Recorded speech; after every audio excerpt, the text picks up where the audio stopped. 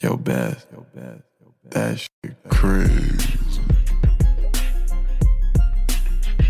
On a Friday!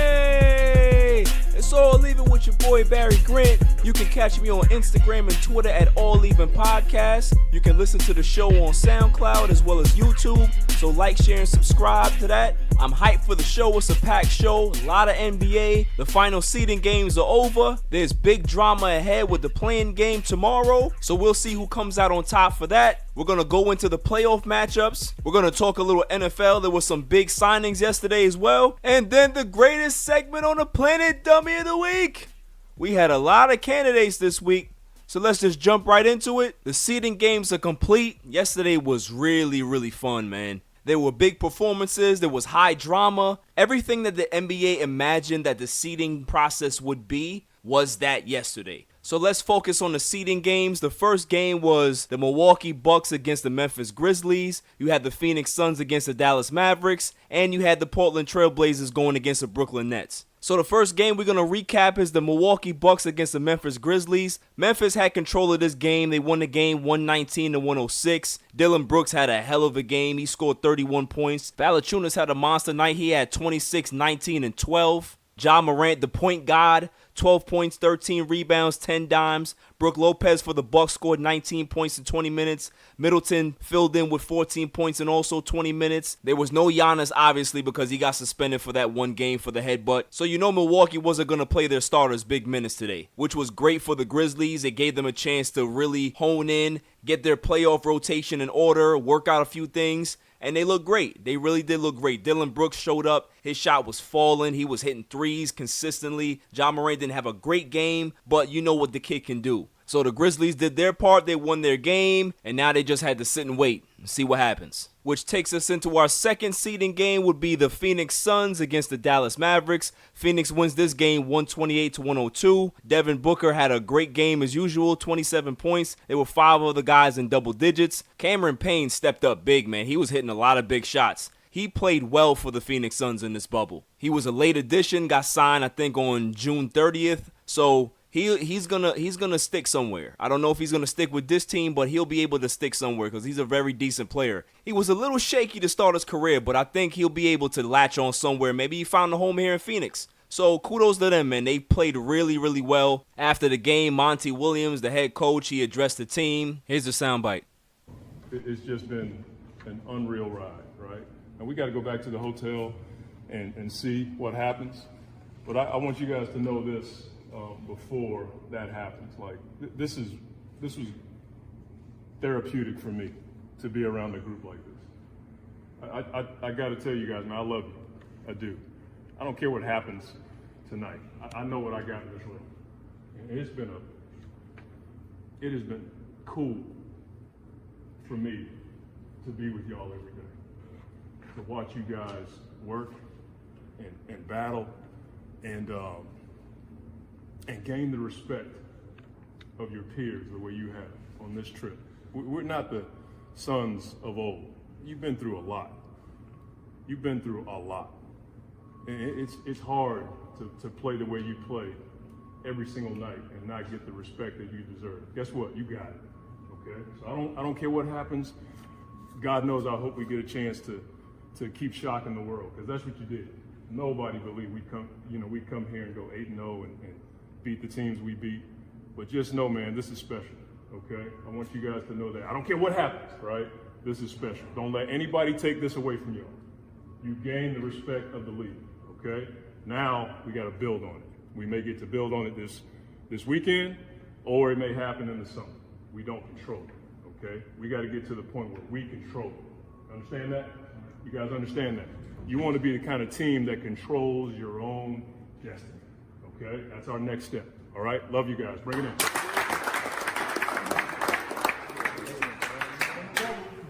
Now, for a young team, hearing that from your head coach, it has to push you to get better in the offseason. It really has to. How they came together in this bubble, how they played, how they matured while they were here. You can only see things going up from here. Phoenix has never been a grand destination for free agents. So they're going to have to do this the old-fashioned way by building through the draft, developing their players, and creating a culture that shows the rest of the NBA that they mean business, that they're actually serious about contending. Since the Steve Nash era, they haven't really been concerned about winning, and that's what the rub has been with this organization, that they're cheap. They don't want to contend. They don't want to spend the big dollars. They've invested big money into Devin Booker. They drafted DeAndre Ayton. They have a good young supporting cast. They have a great head coach. So it's time to build with this young core, build the right way. And I'm telling you, in 2 or 3 years, this Phoenix Suns team can possibly be a title contender. Possibly. A lot has to go their way. I'm not saying that right now. I don't want to go out on a limb and sound crazy and say Phoenix is going to win a championship in 3 years. No. But they're in the process and they're making the right moves going forward. That's all I can say. And then the nightcap, we had the Brooklyn Nets taking on the Portland Trail Blazers. Dame Dollar, the hottest guy in the bubble. That's your bubble MVP right there. Blazers win the game 134-133 in a back and forth battle. Dame was unstoppable. 42 points, 12 assists. CJ put in 25 and had the go-ahead bucket to win the game. You had Karis LeVert for the Nets, had a great game. He poured in 37 points. The shots that Dame was making in this game just didn't make sense. He was pulling from 40. He was hitting one-leg fadeaway shots on the baseline. He knew that he had to win this game. If they lost this game, they would be out of the playoffs. There was no play-in game for them. They would have been eliminated because Phoenix had won, Memphis had won. So if Portland had lost, they asses would have been going home. And they knew it. After the game, after Karis missed that shot, Dame had this look of exhaustion on his face. Like he couldn't even stand up. Like, man, I played all of these minutes and I thought we were going home. And phew, I'm so happy that we're not. We still have a shot. The Nets put a box and one on Dame. That's how crazy the game was. I haven't seen a box and one since I was playing in tournaments when I was 15, 16. That's how you know that you have a guy that you just can't stop and you have to do everything you can. And even still with the box and one, they still couldn't contain this guy. Dame is on another level right now, and he has to be, because if he didn't score all of those points, there's no way they would have won this game. For the last 3 games, he's averaging like 50 over the last 3 games. He's needed every single point to win those games. So he's definitely proven that he's a superstar. A lot of people weren't calling Dame a superstar. He's definitely a superstar, man. He has put this team on his back, and he has made sure that they are in position to make the playoffs. He said before the bubble, if we're not in contention, I don't want to play. I want to make sure that we have a chance. And they were given that chance, they took advantage of that chance, and now they're in position to control their own fate. On the Brooklyn side, listen, this is a game that they didn't need. They were already in the playoffs. Their seeding is already set. They played hard regardless. I like what I see out of this team. This is a team that just doesn't quit. They have young players. They have great development. They have a great front office. They're well coached because I think Jacques Vaughn deserves a chance to be the head coach for this team next season. They're really good, man, and I like what I saw. Karis LeVert is a budding star. They have a lot of good young pieces, man, so I like the Nets. Kudos to the Nets. Big game from them. It's so crazy how the Nets are everything the Knicks aren't. It's just ridiculous, man, but kudos to them, like I said.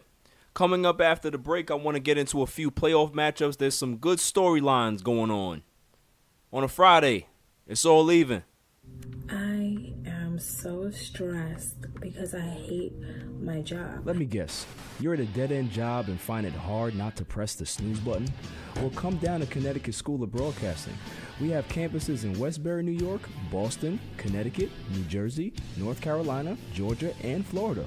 Develop your skills in broadcast media that include audio production, television, radio, and sports broadcasting. Learn from industry professionals in a small, intimate class setting for a better experience. The hands-on training is second to none. And if you're worried about what to do after graduation, the Connecticut School of Broadcasting helps you to get job placement. Take it from me. It took me 7 years to get here, and it's been the best time of my life. Go to gocsb.com or dial 1-800-887-2346 for a studio tour. And who knows, maybe you'll be the next media superstar.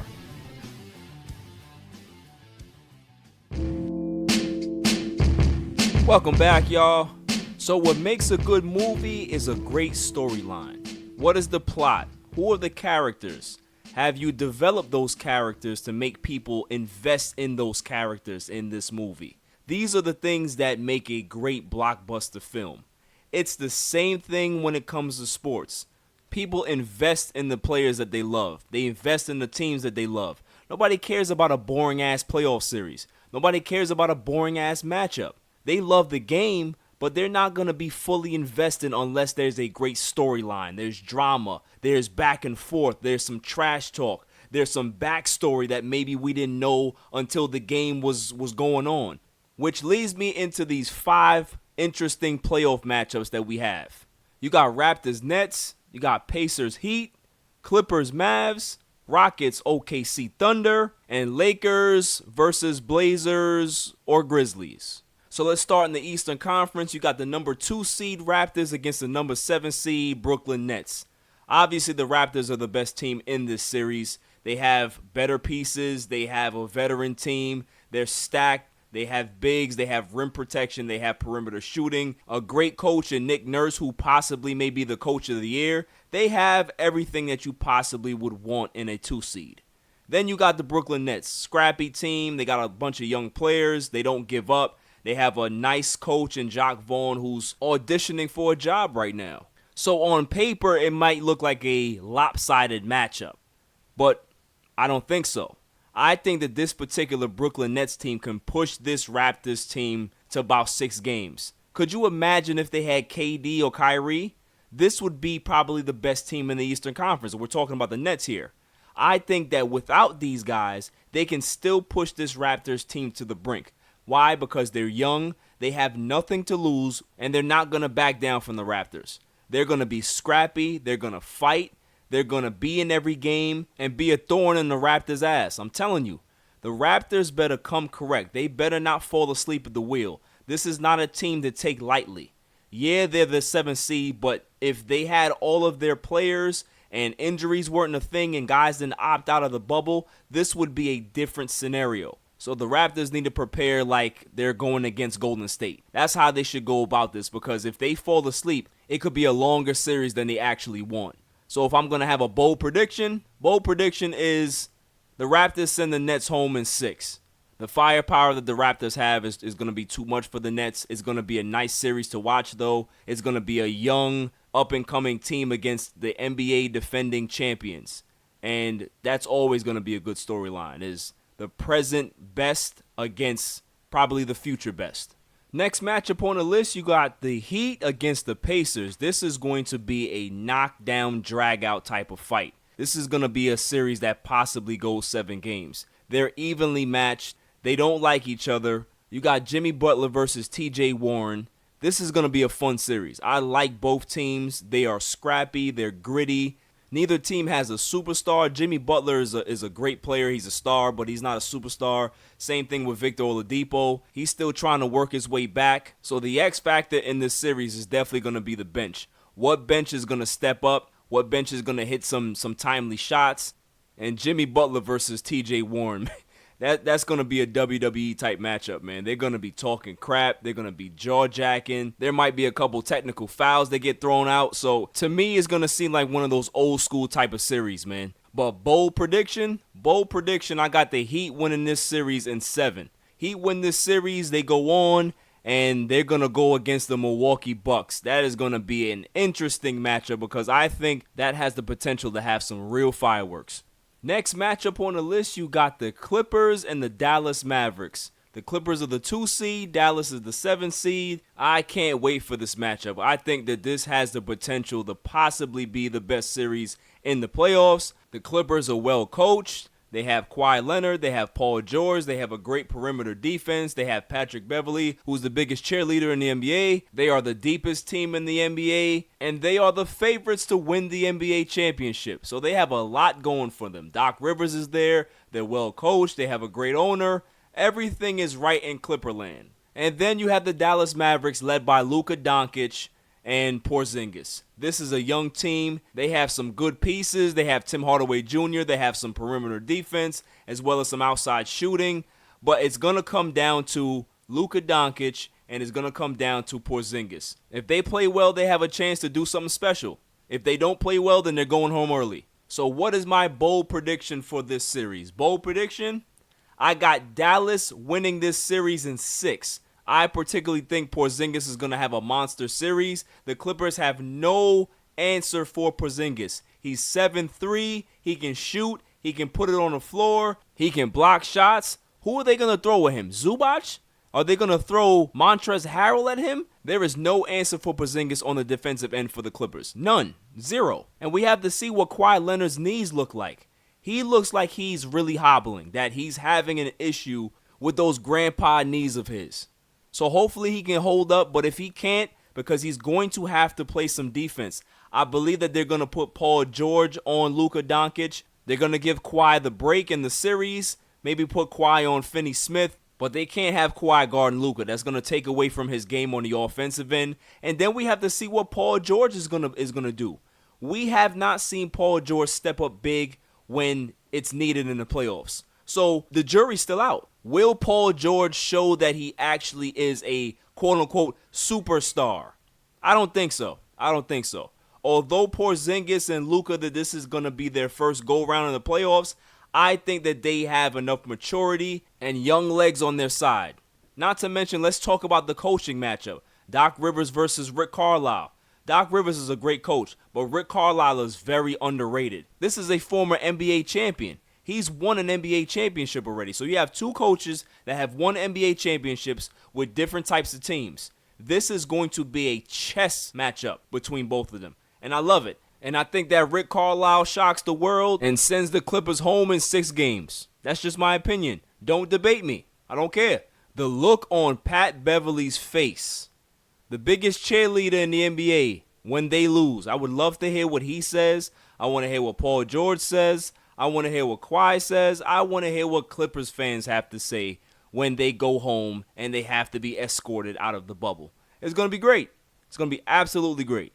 Next matchup we have is the Houston Rockets, the 5 seed, against the Thunder, the 4 seed. This is going to be an explosive playoff matchup.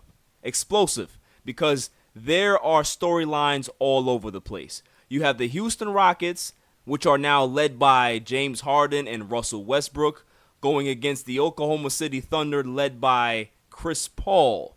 Now, a couple years ago, Chris Paul was on the Houston Rockets, and they were a great team. They pushed the Golden State Warriors to 7 games. Unfortunately, Chris Paul had got hurt. He had suffered a bad hamstring injury, and they ended up losing that Game 7. But what if Chris Paul didn't get hurt? They would have beat Golden State. They would have got to the NBA Finals, and who knows? They'd have probably beat the Cavs in the Finals, and we would be having a different conversation.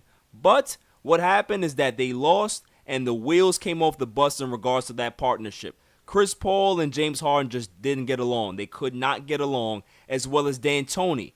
Chris Paul wanted to do things a little differently. He wanted to handle the ball. He wanted to have more of a traditional type of sets. And D'Antoni didn't want that. He wanted James Harden to have the ball the whole time. And Chris Paul was like, okay, well, I've never been a guy that just sits around, spots up for 3, and wait for the ball to get in my hands. I'm a point guard. I need to make things happen. And what I truly believe is that I think Houston gave up on Chris Paul. I think that they thought that he was done, that he was washed up, and they were not going to let him dictate the pace or dictate strategy on this team. This is James Harden's team. This is his franchise. And they were like, you're not going to have a bigger say or an equal say to James Harden, so you got to go. You got to go.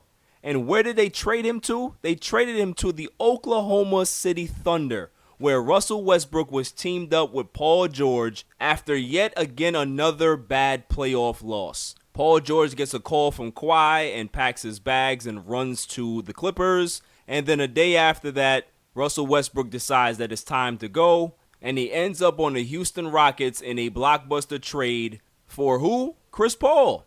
So both teams have a lot to prove to each other. Westbrook loves the Thunder, but he wants to win a championship. He wanted to go somewhere where he's going to have a chance to compete for a title, and that's what he did. On the flip side of this, Chris Paul is going to want to stick it to the Rockets. What he has done with the Thunder is remarkable. Nobody thought that he was actually at this level anymore, but he has proven that he still has a lot left in the tank, and he's ready to put it on D'Antoni. I can't wait to see it. you're going to have some real animosity in this series. It's going to get testy. It's going to get heated. It's going to be a barn burner. Bold prediction, I have the Thunder winning this series in 6. The only reason why I have the Thunder winning this series is due to the fact that Russell Westbrook is going to miss the majority of the series with this quad injury. That's a big blow to the Rockets. James Harden himself is going to be fine. He's going to get his 45 points, his 10 assists. But where is the help coming from? They are a small team already, and now they have to get smaller. They have to get less skilled because Russell Westbrook is not going to be there. Chris Paul is going to take advantage of this. They have a great team over there in Oklahoma City. They really do.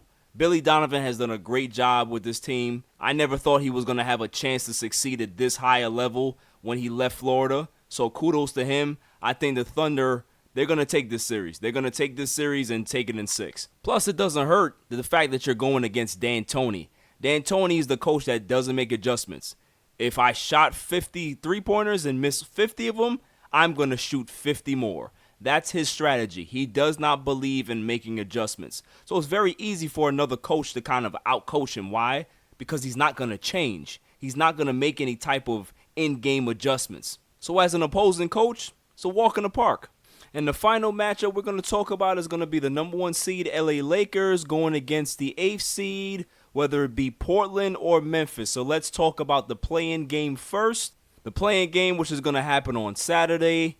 I got the Blazers winning this game. I think as the 8th seed, they have the upper hand, the advantage, because all they have to do is win one of these games. The Grizzlies have to win 2 games, and it just seems impossible. They don't have Jaren Jackson Jr. They don't have enough, I can say, to beat the Blazers. The way Dame is playing right now, the way he's shooting, is going to be tough to beat. Listen, the Grizzlies, they're a young team. They are up and coming. The point guard is the man. But he just got here, so he has time to grow. He has time to learn. But right now, it's Dame time. It's Dame time, and I think that they beat the Grizzlies, and they go on to face the Los Angeles Lakers in the 1 versus 8 matchup. The Blazers, they have Carmelo Anthony, seasoned veteran. He's looking to get a championship or have a last run at one. You got CJ McCollum. He's a great second option. They have decent bigs. Nurkic is good. You have Hassan Whiteside. If he can keep his head screwed on right, then they can have a reliable big off the bench. Zach Collins. You now have Gary Trent Jr., who's shooting the ball well. They battled to be here. They had to win basically almost every game in the bubble. So they are battle tested right now, and they look ready to pull off the upset. On the other side, you got the Lakers, who they haven't looked well in the bubble. They haven't looked great. They haven't looked sharp. They locked up the number 1 seed and have been trying out different lineups ever since. So I believe that the Lakers are trying to get into playoff mode. I think that LeBron is gonna step it up. I think Kyle Kuzma is gonna be the question mark whether he can be consistent. Anthony Davis is gonna be fine. So that brings me to my matchup. Bold prediction is that the Lakers beat the Blazers in 5. I just think that LeBron James is going to be too much for them. There's no answer for him on the defensive end for the Blazers. There's no answer for AD on the defensive end for the Blazers. Guess what? Newsflash. They can't stop anybody on the defensive end. So the Lakers are going to have opportunities to get out of this offensive rut that they've been in since they've been in the bubble. The Blazers just keep you in games. Their defense is their offense. They're going to score 130 points and hope that they can be able to stop you. But they really can't because they can't stop a nosebleed. I think arguably they have the worst defense out of these 16 playoff teams. They may have the worst defense. They make mediocre NBA players look great. So guess what? Guys like Danny Green, guys like KCP, guys like Alex Caruso, they're gonna be able to get right and get opportunities to shoot at a high clip and shoot off them because they're gonna get a lot of opportunities. They're gonna get a lot of open shots. Why? Because when you have a point guard, a shooting guard, and a small forward who cannot stop anyone, you're going to have a field day. So Lakers in 5. Don't debate me. Playoffs officially start next Tuesday, so I'm going to have my popcorn ready, man. Coming up after the break, we're going to talk a little NFL. There were some huge signings on a Friday. It's all leaving. Yo, what up? It's your boy DJ G Money. representing that Flip the Script podcast. But listen, right now I'm tuned in, I'm tapped in to a brand new podcast called the All Even Podcast with my man Barry Grant. Yo, B, what's up, man? Congrats on the new podcast. I'm listening right now, I'm tuned in. Fire, All Even. We here, let's go. Welcome back, y'all. So it's always nice to feel wanted. It's always nice to be in a situation where both parties like each other, they like the situation that they're in, and they want to commit. A lot of partnerships, a lot of business partnerships break down because there's a lack of trust. The communication was not always there. And because of that, you had this uncertainty. Are they invested in me fully, or do I have to start looking elsewhere? But then you get that promotion, you get that big raise, and you're like, man, this is what I was waiting for. This is what I was hoping for, that they actually trust me to go forward. The San Francisco 49ers just locked up their tight end, George Kittle. 5 years, $75 million. He got an $18 million signing bonus as well as $30 million at signing, and he looks like he's going to get about close to $40 million in guarantees. That's a huge contract for George Kittle. He's a great tight end. Big-time player, 27 years old. He's had back-to-back 80 catches, 1,000 yards, 5 touchdown seasons. He's the total package in regards to a tight end. He can block. He's gritty. He can catch it. He can catch it over the middle. He can go deep. This guy is something special. And when they took him out of the 5th round a couple years ago, who would have thought that he would be this type of player? But Kyle Shanahan knows how to use offensive weapons. He knows how to get people in space and really max out potentials. He knows how to get you to your potential. So because they locked up Kittle, I think that the 49ers are going to have a good chance to still be relevant in the NFC, especially in the NFC West. I think they can win that division. I think that they can get back to the Super Bowl. They got to see what they get out of Jimmy G. Hopefully Jimmy G can take another step in his maturity as a quarterback, but they really have everything going, man. This is a good team. This is a fun team. They do a lot of creative things offensively, and George Kittle is just a beast. If you have him in fantasy or you're going to have him in fantasy, make sure you get him early because that guy, he's a problem, man. You can almost pencil in 80 and 1,000. Close your eyes and set your clock to it because you already know that the production is coming. He is their number one receiver, no doubt. And then what's crazy is that shortly after that, you had Travis KELCE sign his extension. 4 years, $58 million. He wants to stay home in Kansas City. He actually, in my opinion, took a discount. They want to keep that thing rolling in Kansas City. It's beautiful to see. I like when players want to stick with their teams. I like when they, sacrifice a little bit financially for the betterment of the team. Now, I'm not saying that you should always do that. Get your money. But if you can be able to maintain a great nucleus of players on your team by giving up a couple million, that's what you should do. You should want to think about legacy as well as your pockets because you can have both. You can be a champion as well as be very rich. So I don't personally think that you have to choose one or the other. Travis KELCE, he's the first tight end in NFL history to have 4 straight seasons of 1,000 yards. That is impressive. The guy is basically a wide receiver. Just like Kittle, he is the number one option in Kansas City. You got Tyreek Hill that goes over the top, but he's not Mr. Reliable. Mr. Reliable is Travis KELCE. When things go bad, go to KELCE. When you need a first down, go to KELCE. When you need 5 yards, go to KELCE. When you need a touchdown in the end zone, go to KELCE. This is a guy that steps up in big games. He always does. You can never worry about him. You never have to worry about him. And this Kansas City team is just going to keep getting more scary. They have guys that are committed to stay here and willing to take less. What more can you ask for? It's unfair. It's really unfair for the other teams in the AFC, other teams in the NFL. So kudos to them locking him up. It's a good thing for the NFL. It's a good thing for the AFC. It's a good thing for the Chiefs. It's a great thing for the tight end market. The tight end market is really booming now, so good tight ends or great tight ends that are coming up, they can expect to get paid just the same. In other NFC news, the Cowboys have signed defensive end Everson Griffin to a 1-year, $6 million contract. This is a huge deal for the Cowboys. This shores up their pass rush. They get another veteran end on the team. I am very curious to see how Mike Nolan uses him, because normally Mike Nolan likes to go with a 3-4 defense. Everson Griffin is not going to do well in a 3-4 defense. He has to go with a 4-3 now. When you have all this talent on your defensive line, you have to use it at your disposal. You have to play to their strengths, and you can't try to funnel them into a system that doesn't work for them. So I'm really interested to see how that works, but a big sign up for the Cowboys nonetheless. I am really, really looking forward to the NFL season. Coming up, the greatest segment on the planet, Dummy of the Week, on a Friday.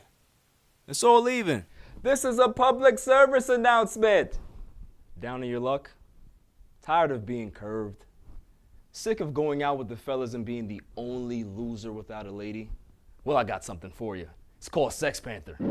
Legend has it that it's made out of real bits of real panther, so you know it's good. To men, it stings the nostrils. But to women, you may as well be a slab of meat in a dog pound. And that's not all it does. You could be getting ready to see that special fox and disaster hits.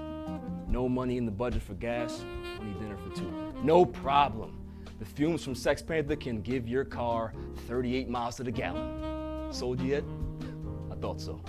For $69.99, go from unlovable loser to the cock in the walk. Sex Panther. 60% of the time, it works. Every time. Welcome back, y'all. So without further ado, the greatest segment on the planet, Dummy of the Week. Dummy, yeah. We have candidates on Monday and Friday, and then we pick the winner on that Friday show. So I posted on my Instagram this week the candidates. So the first candidate we had, Jerry Jones. Jerry Jones, he wants fans in the stands in the midst of a pandemic. Bad move. He's just old. He doesn't realize what's going on. I don't even think he knows what day it is. So he doesn't even realize that we probably are in a pandemic. After that, we had Paul George, Mr. Tough Guy. He talks crap to Dame Lillard on Twitter. Dame responds back, and then all of a sudden he wants to walk it back and call Dame and clear the air. Come on, bro. You got to be tougher than that. Like, you can't talk like that and then try to make amends. Be about it. And obviously, you ain't about it. Next on the list was Kiki Vandeweghe. This is the executive vice president of the NBA. He chose to give Giannis Antetokounmpo one game for a WWE headbutt. One game. You have to hold your players accountable. Just because he possibly is the MVP again and he's one of the best players in the league doesn't mean that you don't have to send a message. He should have been suspended 2 games. Maybe Kiki has him in FanDuel or something and he's trying to win some money. Who the hell knows? But I know that one game was not enough. However, there must be a winner, and it's not any of these particular candidates. May I have the drum roll, please?